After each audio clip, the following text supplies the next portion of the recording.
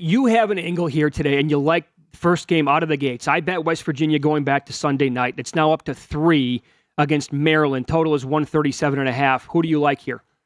Yeah, Mitch, I'm right there with you. I'm on the money line here with West Virginia. I like to money line short favorites, especially during March Madness. Crazy things can happen. Yeah. Backdoor covers. Maybe you're down a point. You get a bucket to win the game. So I pay the juice here around minus 150. But I'm with you here, Mitch. A couple reasons to like West Virginia in this spot. Number one, I look for fishy lines in March Madness and seedings that don't make sense based upon the market here. So, for example, if you look at West Virginia, they're the 9 seed. Maryland is the 8 seed. Why is the 9 seed favored over the 8? Just from a very obvious starting point here. Shouldn't the 8 be favored over the 9? I like fishy angles here where it doesn't make much sense. Now, public is on West Virginia. Same thing with the Sharps as well. Around 70% of bets, almost 80% of the money on WVU. Typically, I do like to go contrarian in March Madness. So you don't have a contrarian angle with WVU, but what you do have with the Mountaineers, guys, is a really sharp line move because you got a good number on this one, Mitch. This thing opened at a lot of shops around -2. I was reading the newsletter last night. Sign up, get great data every morning, VSiN.com/newsletter. But it was just creeping up to 2.5. Then I wake up, do morning bets this morning. Now we're up to -3. So first game of the day, there's continued movement here toward West Virginia. KenPom only has West Virginia winning by 1 point here, but a couple reasons to like WVU. Number one, strength of schedule. They played the 5th hardest strength of schedule of any team in college basketball. They're only 19-14. Their record isn't amazing, but when you're playing all these elite competition in Big 12, to me, even if you lose these games, battle tested, so strength of schedule advantage. They have 6 seniors in their rotation. I really love the experience of Huggins here as a coach, having been there and done that. And also in the futures market, guys, I like to look at futures numbers versus to see if there's kind of a discrepancy. To win this region, WVU is plus 1,400. Maryland is plus 2,500. So kind of expecting that the better team here is West Virginia. So I'll go money line. I like this line move. Keep an eye on the total here, guys. You did see some under money, 140 down to around 137.5. Okay, we just talked about this game in the previous segment. It's the Big Ten versus the SEC. Arkansas is lane 2. You know what? I see a 1.5 out there now, actually. And the total is between 143.5 and 144.5 the way it looks. How are you going to attack the Razorbacks here in the Illini?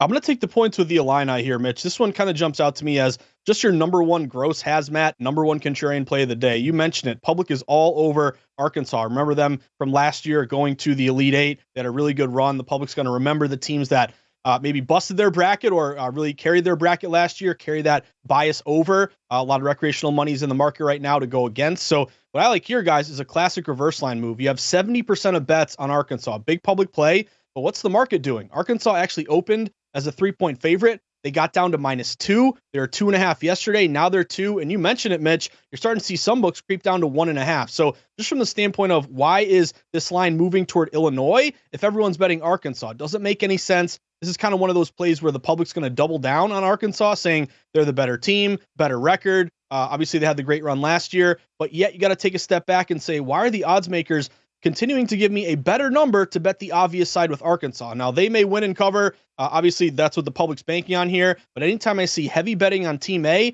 but the line's going to Team B, that's a play to me to take the points here with the Illini. So I'll be taking the Illinois here. Also, Arkansas, guys, their 2 best players are freshmen, Smith and Black. They're great players, but I don't love counting on freshmen in their first game of the tournament. I'll take the points here with Illinois. Okay, what should be a slow-paced game between Penn State and Texas A&M in a 7-10? What are your thoughts on this one? So in this one here, Pauly, I'm going to take Penn State. Kind of a sharp line move here as well. You have a slight majority of bets on Texas A&M. They have the better record. They lost to Bama in the SEC final, so they went pretty far in their conference tournament. But public is kind of split here. They're leaning a little bit A&M. But what's the line doing? It's going toward Penn State, guys. A lot of these books open Texas A&M laying 3. You pretty much sat A&M -3 the entire week, but over the last 12 to 24 hours, you've seen this line drop 3 down to 2.5. So that tells me that a slight majority of more of the respected bettors are going with Penn State here plus the points.